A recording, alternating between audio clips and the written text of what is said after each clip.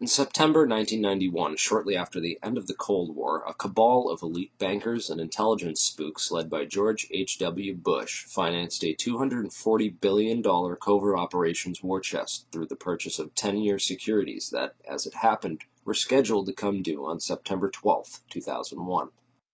Project Hammer was undoubtedly used for a wide variety of illicit intelligence operations, but mainly it was used to finance a covert economic operation against the collapsing Soviet Union, whereby unknown Western investors bought up much of the Soviet industry with a focus on oil and gas, crashing the Russian economy, looting its central bank, orchestrating what became known as the Great Ruble Scam, and a wide variety of other clandestine, state-assisted operations designed to thoroughly prevent Russia from ever contesting the U.S. as a world superpower, while in the process lining the pockets of these economic hitmen who swooped in to devour the collapsing Russian economy after the fall of the Soviet Union. A spectacular investment for all, at least until money laundering investigations began tracing all the money, or when the 10-year deadline came up and the securities became due and began the routine process of authenticity and ownership checks. Evidence shows that several federal and private investigations had already stumbled upon the Hammer Fund and were compiling evidence on it up until the 9/11 attacks. These included the Office of Naval Intelligence, or ONI, which was moved to the outer E-ring of the recently renovated section of the Pentagon that was targeted and destroyed on 9/11. According to E.P. Heidner, the ONI had been investigating crimes associated with the plundering of Russia. 39 out of the 40 people who worked in those offices were killed on 9/11, including the entire chain of command. The Pentagon's financial accounting offices in that same wing were also an obvious target, as were the passengers on board Flight 77, many of whom coincidentally held top-secret clearances and were connected with Pentagon black operations. Agents of the Office of Naval Intelligence had also been investigating financial transactions which were linked to securities being managed by those securities dealers in the World Trade Center that were also targeted. 31% of the 125 fatalities in the Pentagon were from the Naval Command Center that housed the Office of Naval Intelligence. 41% of the fatalities in the Twin Towers came from two companies that managed U.S. government securities, Cantor Fitzgerald and Eurobrokers. There were three major security brokers in the World Trade Center: Cantor Fitzgerald, Eurobrokers, and Garbin Intercapital.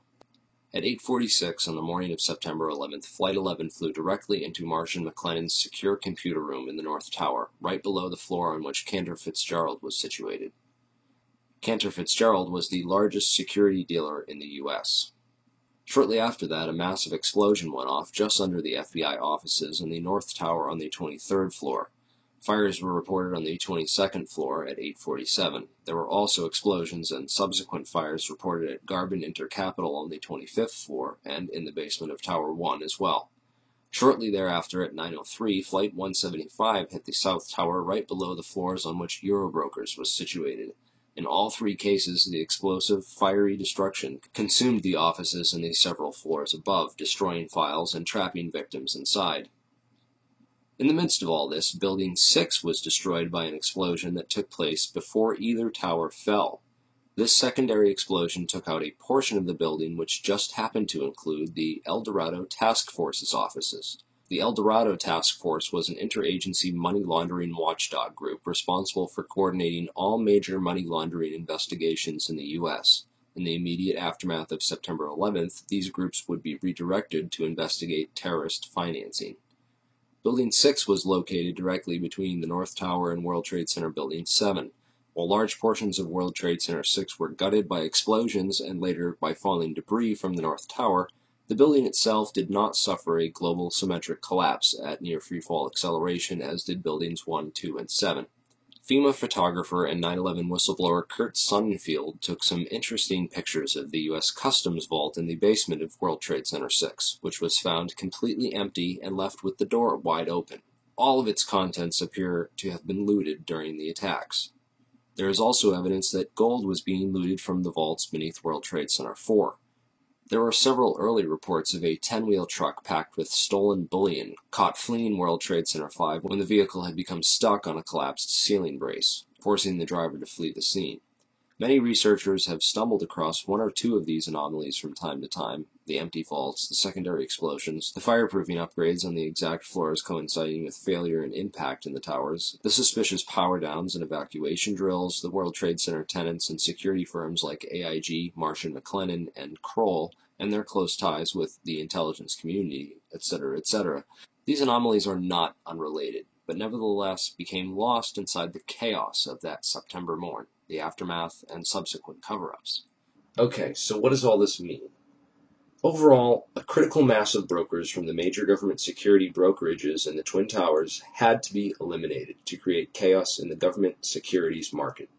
A situation needed to be created wherein $240 billion of covert securities could be electronically cleared without anyone asking questions, which happened when the Federal Reserve declared an emergency and invoked its emergency powers that very afternoon. On September 14th, the Securities and Exchange Commission declared a national emergency and for the first time in U.S. history invoked its emergency powers under the Securities Exchange Act Section 12K and eased regulatory restrictions for clearing and settling security trades for the next 15 days. These changes would have allowed the estimated $240 billion in covert government securities to be cleared upon maturity without the standard regulatory controls around identification of ownership.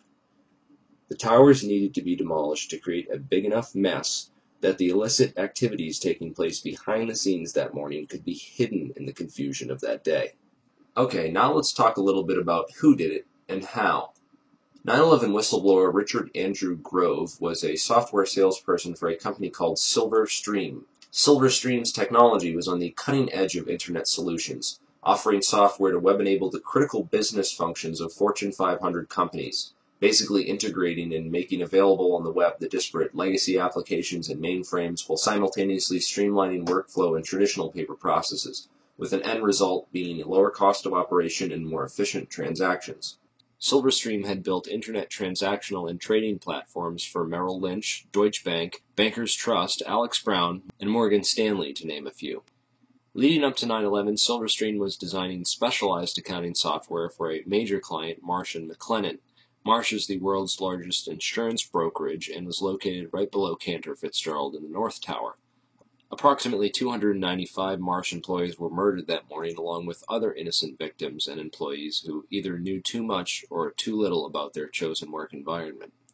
But most importantly, Silverstream provided a specific type of connectivity that was used to link AIG and Marsh & McLennan, the first two commercial companies on the planet to employ this type of transaction. What then were Marsh and AIG doing, and why did they need to leverage technologies that no other commercial entity on the face of the earth needed to use to conduct business? The recovered hard drives from the World Trade Center, combined with Richard Grove's testimony, give us some intriguing clues. Grove discovered that Silverstream was overbilling Marsh to the tune of $7 million extra for fictitious and unneeded hardware. He also became aware of an exploitable flaw in the accounting software that had been sold to a variety of Marsh's clients and partners. When he brought this up to his superiors at Silverstream and others at Marsh, he was told to keep quiet and not to worry about it. But other friends of his at Marsh were also getting concerned and began documenting what was going on and raising concerns within the company. At last they were finally granted a hearing with one of Marsh's high-ranking executives and were told to bring all their evidence to a hearing scheduled for 8:30 a.m. on September 11, 2001, on the 93rd floor. The high-ranking member of Marsh, who Grove did not name, would participate via teleconference from the safety of his home, while Marsh employees and potential whistleblowers, Gary Lasko, Catherine Lee, Ken Rice, Richard Breuhardt, and John Oltzhofer, would die in the meeting room in the North Tower with all their evidence when American Airlines Flight 11 would impact that very section of the building. Richard Grove fortunately got stuck in traffic that morning and didn't make it. Computer hard drives recovered from the World Trade Center show a spike in suspicious transfers that took place within the World Trade Center as the 9/11 attacks were unfolding. Richard Grove is convinced that these suspicious money transfers were performed electronically using Silverstream software, and that the overbilling of Marsh was hush money for the operations. It would certainly have helped clear up that $240 billion in securities and make it look like any of those companies might have done it. The recovered hard drives and financial transactions from 9/11 all show clear evidence that something was going on that morning. Marsh's CEO at the time was Jeffrey Greenberg, the son of Maurice Greenberg of AIG. Most insurance companies were hurting badly in late 2001 after $40 billion in insurance settlements had been paid out for the devastation caused by the 9/11 attacks. Yet one insurance company did not suffer quite the same losses as the other companies did. American International Group, or AIG as it turns out, is much more than an insurance company. With its long ties to the intelligence community, AIG was founded by OSS operative Cornelius V. Starr, 2 Rs, the uncle of Clinton's friend Kenneth Starr. AIG currently operates a complex network of shell companies and other entities which operate internationally and have been used for clandestine intelligence gathering and other covert activities for decades. The company that ran security in the World Trade Center, Kroll Associates, was owned by AIG. The CEO of AIG on 9/11 was a guy named Morris Greenberg, who was actually nominated for the position of Director of Central Intelligence after he authored a report for the Council on Foreign Relations, of which he is a high-ranking member, where he advocated that FBI and Drug Enforcement Agency agents operating abroad should not be allowed to act independently of either the ambassador or the CIA, lest pursuit of evidence or individuals for prosecution cause major foreign policy problems or complicate ongoing intelligence and diplomatic activities. Of course, this type of policy is essentially a continuation of things like Executive Order 12333 and the CIA-assisted Contra cocaine trafficking that went on as an immediate result. These backdoor agreements open the floodgates for government drug money laundering and narco-trafficking. Former LAPD narcotics detective turned whistleblower Michael Ruppert has written a series of excellent articles documenting AIG's involvement in drug money laundering, undoubtedly revealing yet another motive for the invasion of Afghanistan, a country which currently produces over 90% of the world's heroin supply. Drugs are arguably the most profitable commodity on the entire international market, and drug money was undoubtedly a motive behind the invasion of Afghanistan and consequently the 9/11 attacks. While companies like AIG launder the drug money for big banks, the actual drug production and trafficking can be traced back to the same Iran-Contra affiliates like Richard Armitage and Frank Carlucci. Unfortunately, that rabbit hole is a bit too deep and off-topic to get into here. I will mention that DynCorp was heavily involved, as well as Stewart Air Force Base in upstate New York, where the two flights out of Boston crossed paths simultaneously and shut off their transponders before making their way to the Twin Towers. Many researchers believe that the MENA operation was moved to Stewart Air Force Base after Barry Seal got whacked. Richard Armitage was the Deputy Secretary of State on 9/11, and according to whistleblower Michael Springman, he was the man responsible for granting visas to 15 out of 19 of the 9/11 hijackers, allowing them to enter the U.S. and pursue flight training. Frank Carlucci is the chairman of the Carlyle Group and was in Washington, D.C. on 9/11, having just met with George H.W. Bush and the brother of Osama bin Laden on Carlyle Group business. Frank Carlucci was also the chairman of BDM International, a company that served as a front for State Department black operations. Frank Carlucci's employees at BDM International left to take charge of Stratesec, the World Trade Center and airport security firm. Corporate Operating Officer Barry W. McDaniel, an ex-military expert in logistics and materials distribution, and CEO Wirt Dexter Walker III, who is a distant Bush cousin from the Herbert Walker line, with an extensive history of managing CIA front companies. Marvin Bush, the president's brother, was also a board member at Stratesec, although Stratesec maintained contracts for security upgrades which were set to expire on September 11, 2001. They were not the company officially charged with World Trade Center security. This role was assigned to a risk management firm called Kroll Associates. Kroll's chairman, Jerome Hauer, was a longtime personal friend of ex-FBI counterterrorism expert John O'Neill and was responsible for O'Neill's appointment as head of security for the World Trade Center just a few days prior to the 9/11 attacks. O'Neill was the world's leading expert on Osama bin Laden and al-Qaeda and was a potential 9/11 whistleblower with hard evidence of White House complicity in the protection and shielding of the 9/11 hijackers from all means of federal investigation. Al-Qaeda hijacking suspects were flagged by the Able Danger terrorist tracking program, which was also shut down by the White House. Able Danger whistleblower Anthony Schaefer claims the U.S. government destroyed over 6 terabytes of data related to Able Danger, which he also claims identified 9/11 ringleader Mohammed Atta as early as February of 2000. Those atop the chain of command in the White House, military, and intelligence establishment deliberately ignored all the warning signs of an impending attack. a clever strategy of plausible deniability which also served to portray those in charge as incompetent rather than complicit. In every major head throughout the chain of command on 9/11, from NORAD to the military, we see a repeated theme of complicity through negligence or incompetence. After 9/11, failure and incompetence was rewarded, and whistleblowers were silenced. Combined with the fact that 6 corporations control 90% of the media, and CIA operations like Mockingbird admit to taking over and subverting our U.S. media, we can understand how such a big lie could have been kept from the American public for so long. But if you stop and take the time to do your research, you'll find all the evidence is there, hidden beneath a mountain of disinfo and lies. It's been 10 years since 9/11 happened, and we are left with hundreds, if not thousands, of unanswered questions about the 9/11 attacks. A transparently fraudulent 9/11 Commission report, which purposely failed to even mention the collapse of World Trade Center 7, and a host of ridiculous, so-called debunking websites, forums, and other literature, which have done absolutely nothing over the past 10 years to debunk anything other than cleverly selected strawman arguments, and have failed to stem the constant flow of new 9/11 information, which researchers have been uncovering and bringing out to the public. Instead, they continue to label truth seekers, including family members of people who died on 9/11, as conspiracy theorists, and devise clever propaganda designed to prevent the general public from looking any further into the evidence or the actual claims of the so-called conspiracy theorists. In this video, we will take a deeper look into the so-called investigations, which have provided us with the official story, and why they deserve a more thorough examination. The Bush administration stalled government investigations into 9/11 for over 400 days. A week after 9/11, letters containing anthrax spores were mailed to several news media offices and 2 senators who were perhaps a bit too vocal about opening an official investigation into 9/11. The anthrax used in the attacks was identified as an Ames strain, which means it had to have come from the U.S. Army Medical Research Institute of Infectious Diseases at Fort Detrick, Maryland. A member of that institute, Jerome Hauer, managed the National Institute of Health response to the anthrax attacks. Coincidentally, Hauer also warned the White House to start taking Cipro, an antibiotic which is effective against anthrax, a week before the attacks.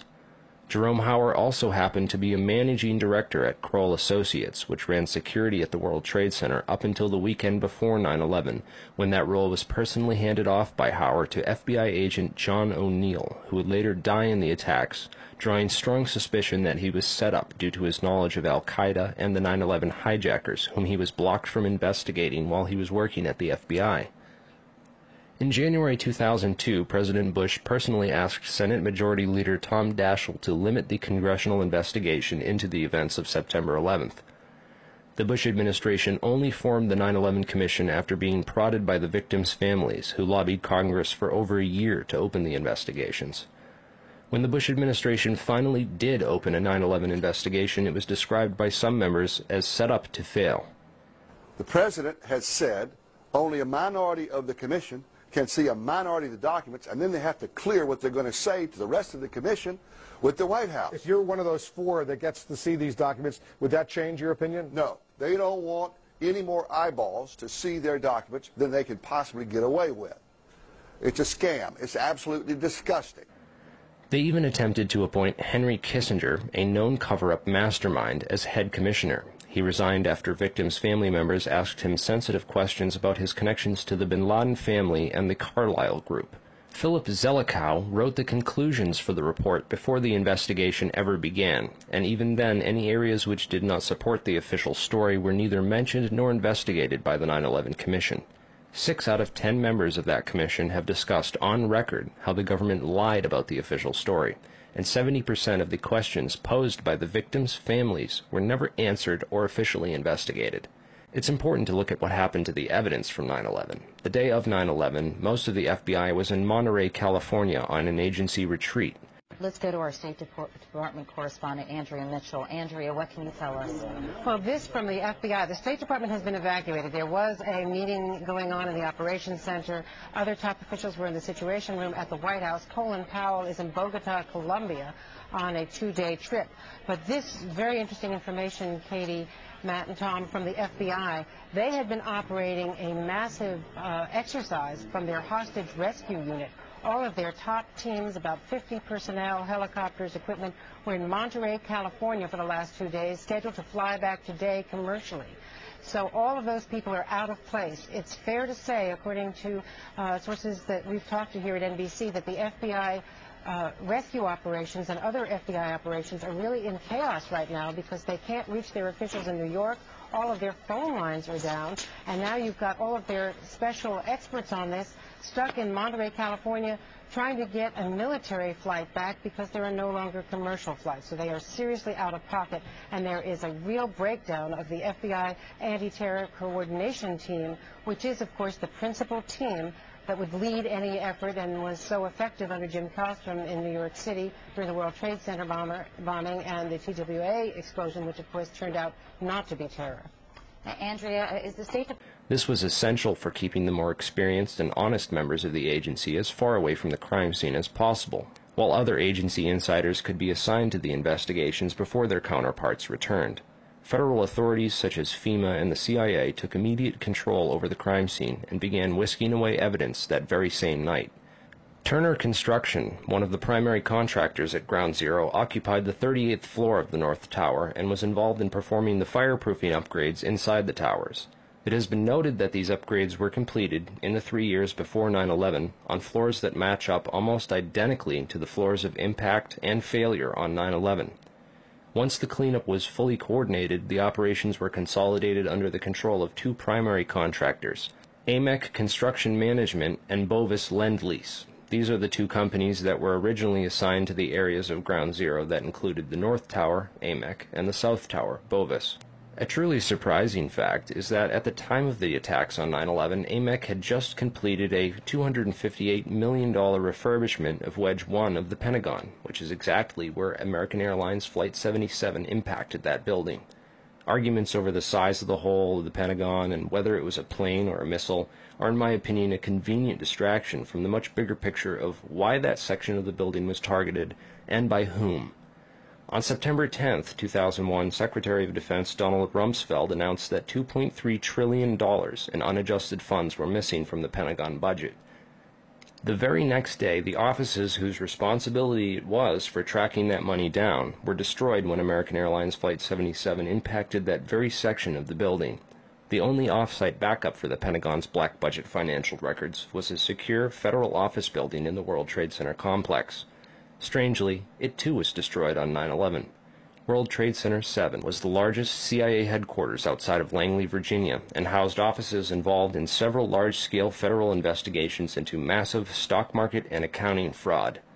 Not surprisingly, World Trade Center 7 was the first to be cleaned up and the evidence destroyed at Ground Zero. So if the Twin Towers in Building 7 were brought down in a controlled demolition, and the scientific evidence points to nanothermite, then who could have produced this, and who could have put it in the buildings, and how did they get it there?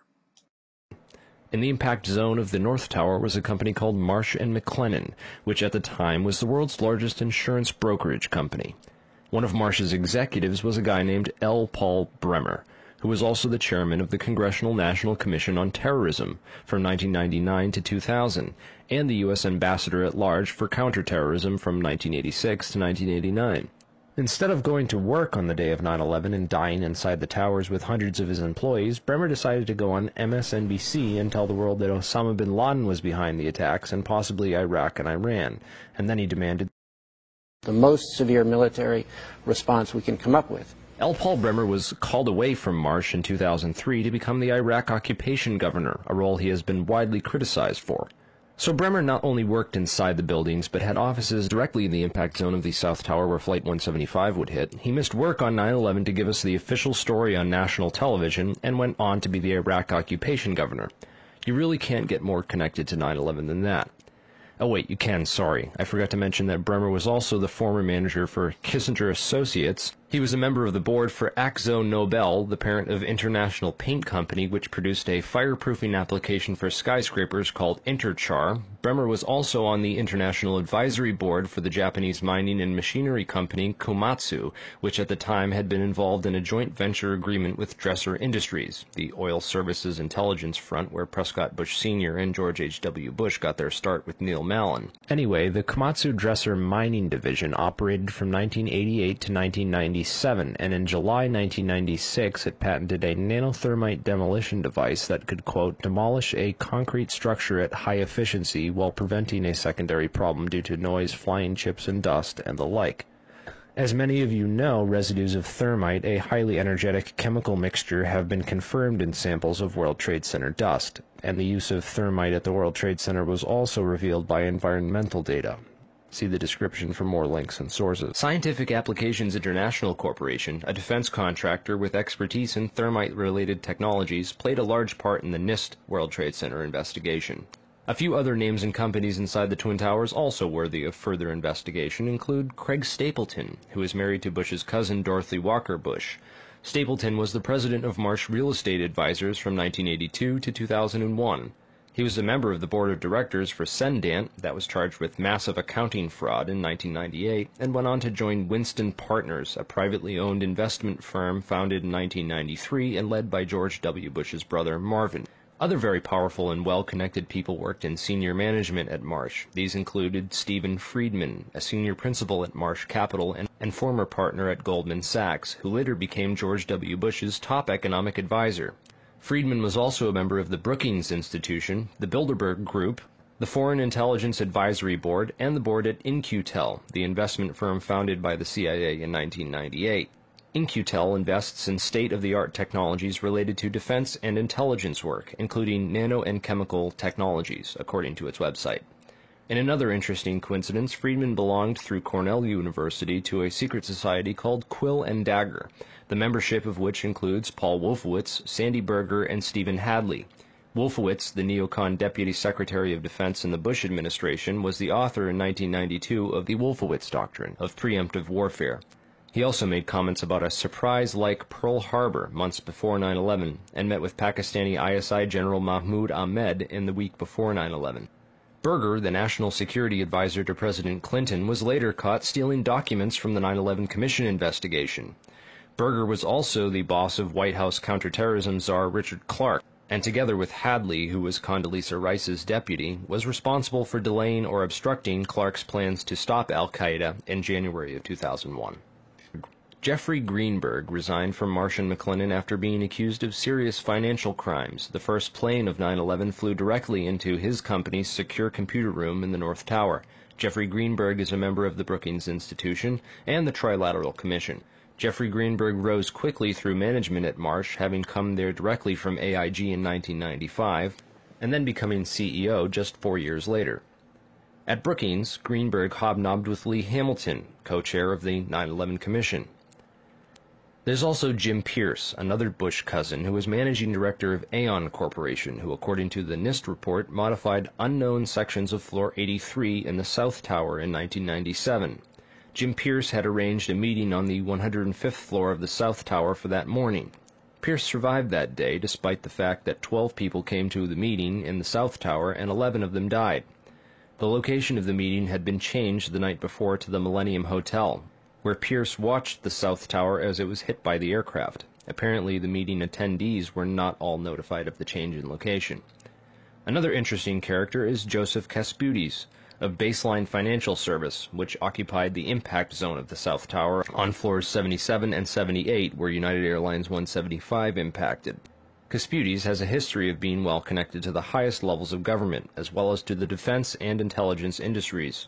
Kasputis worked from 1972 to 1977 for the U.S. Department of Commerce and Defense. He was also the deputy director of Nixon's White House task force that dealt with the Arab oil embargo of 1973, and was instrumental in the creation of the Department of Energy. Kasputis went on to run a large corporation called Primark that had offices in both towers on 9/11. One of the subsidiaries of Primark, the Analytical Sciences Corporation, TASC, worked with so-called black or top-secret programs. TASC also worked closely with the National Institute of Standards and Technology. Kasputis was also a member of the Logistics Management Institute, LMI, whose members included Paul Kaminsky of In-Q-Tel and General Dynamics, Charles DiBona of Halliburton, Skull and Bones member Joseph Samuel Nye, and Michael Daniels of Scientific Applications International Corporation. LMI's self-proclaimed role is advancing the science of government. Casputi's connections to the DOE from 1977 through at least 1997 are interesting, considering that the DOE was developing thermite ignition devices as early as 1983. Joseph Casputes went on to become the CEO of Baseline Financial Services, which was directly in the impact zone on the 78th floor of the South Tower. According to NIST, Casputes Baseline Financial modified the southeast corner of Floor 78 in 1999, exactly where the aircraft hit on 9/11. Floors 77 and 78 were upgraded for fireproofing in June and April of 1998, respectively. Another company of interest on Floor 91, just above the impact zone for the South Tower, was Washington Group International. This company was known primarily as a construction and mining firm, and it had just acquired Raytheon Engineers in July of 2000. In 1996, Washington took over Morrison Knudsen, an engineering and construction firm that had a history of working on large-scale projects around the world, including in China, Iran, Afghanistan, and Saudi Arabia. The Army Corps of Engineers hired Morrison Knudsen to demolish over 200 buildings in 1995. One of the DOE facilities for which Washington was responsible well before 9/11 was the Savannah River site near Aiken, South Carolina. In February of 1997, Lawrence Livermore National Labs and the Savannah River site signed an agreement of cooperation to share technology. Savannah went on to add developing sol gel technology for fuels and other applications to its portfolio. Sol gel technology is utilized by Lawrence Livermore National Laboratories for making nanothermites.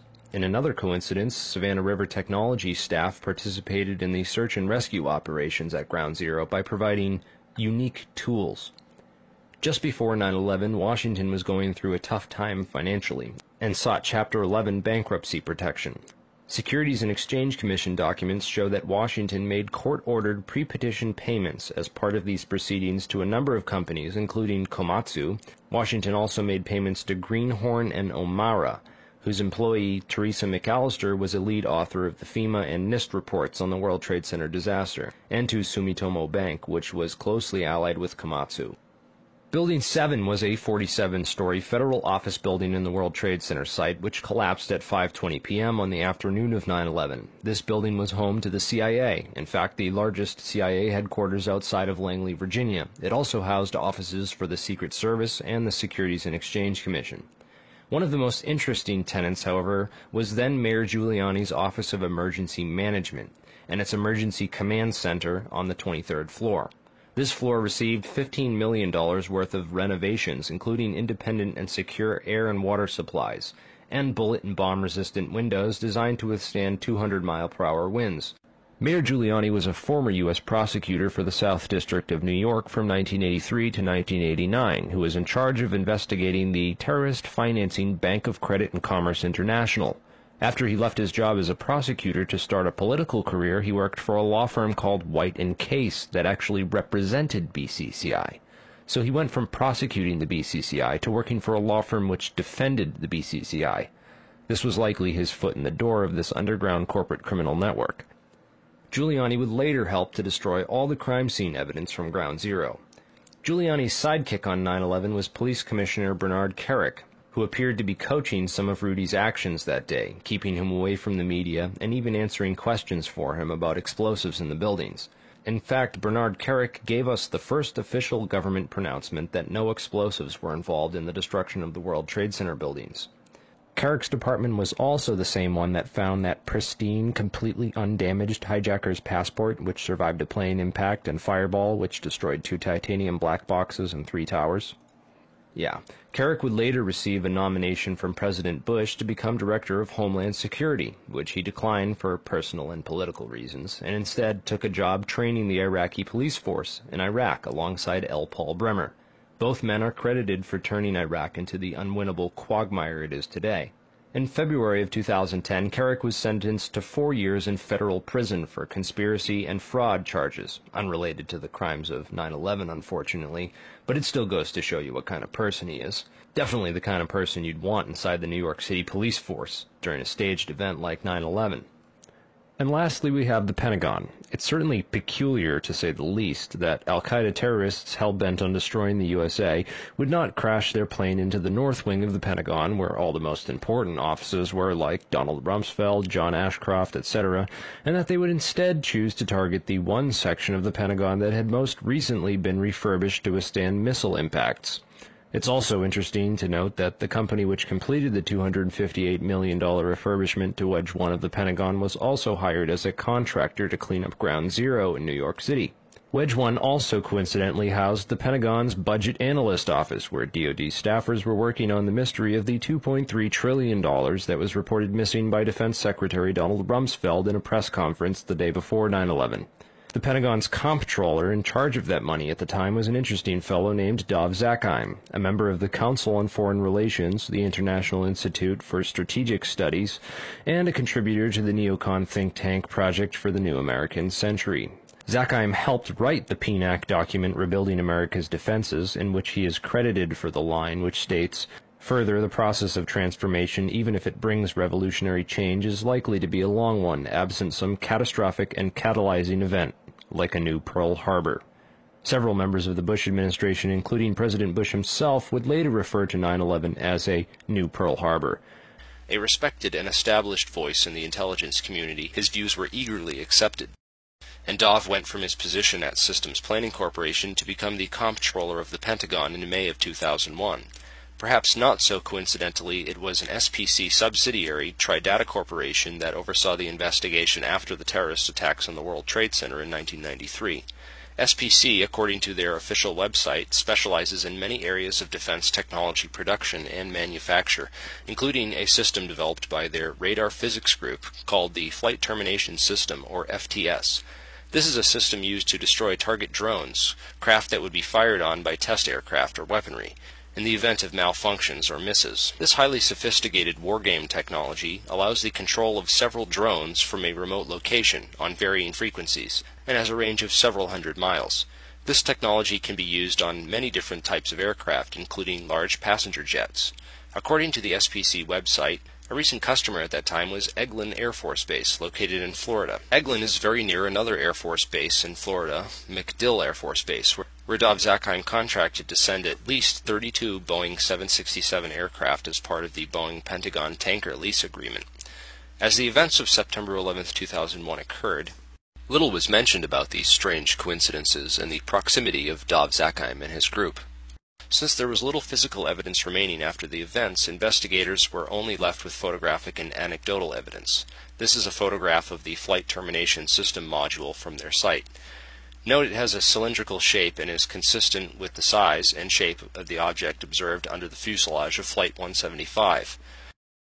The Boeing lease deal involved the replacement of the aging KC-135 tanker fleet with these smaller, more efficient Boeing 767s, which were to be leased by Dov Zakheim's group. The planes were to be refitted with refueling equipment, including lines and nozzle assemblies. In this enlargement of Flight 175, we can clearly see a cylindrical object under the fuselage and a structure that appears to be attached to the right underside of the rear fuselage section.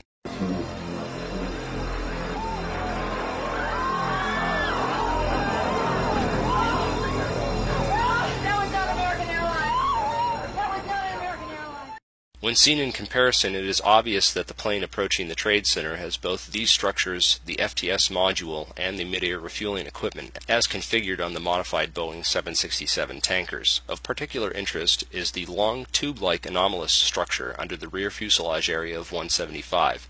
This structure runs along the right rear bottom of the plane. The equipment attached to the underside of the plane which hit the World Trade Center is identical in every single way to the Boeing 767s issued by Dov Zakheim. Whoa, whoa, whoa. Bring it back. The video you're watching now came from Loose Change First Edition. Did you catch that? It appears to show the FTS pod self-destructing just before impact.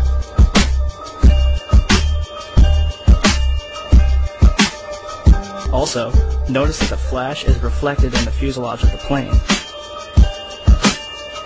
The flash is also present in footage taken by Evan Fairbanks, Jennifer Spell, CNN.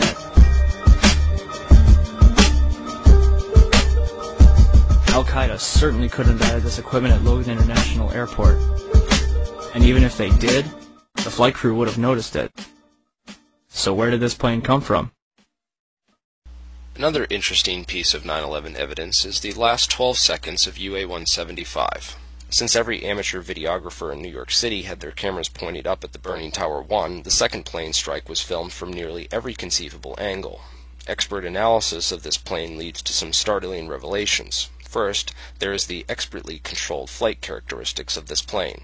During its last 12 seconds of flight, UA-175 made a single corrective maneuver so perfectly timed and executed that it's unlikely it was piloted by human hands. One of the things that jumped out at me when I looked at the footage of the video of Flight 175 as it went into the World Trade Center is it appeared to me that there was something on the under fuselage of that aircraft that did not belong there, at least not with a commercial airliner. Now, I'll tell you where I have seen attachments that look like that on military aircraft. So the question you have to answer now is, was that the commercial airliner that hit the World Trade Center, or possibly was it an aircraft that looked very similar but was a military type airplane? All the recorded sources, all the different photographic evidence that was produced by CNN and ABC, they all show this pod. It's there.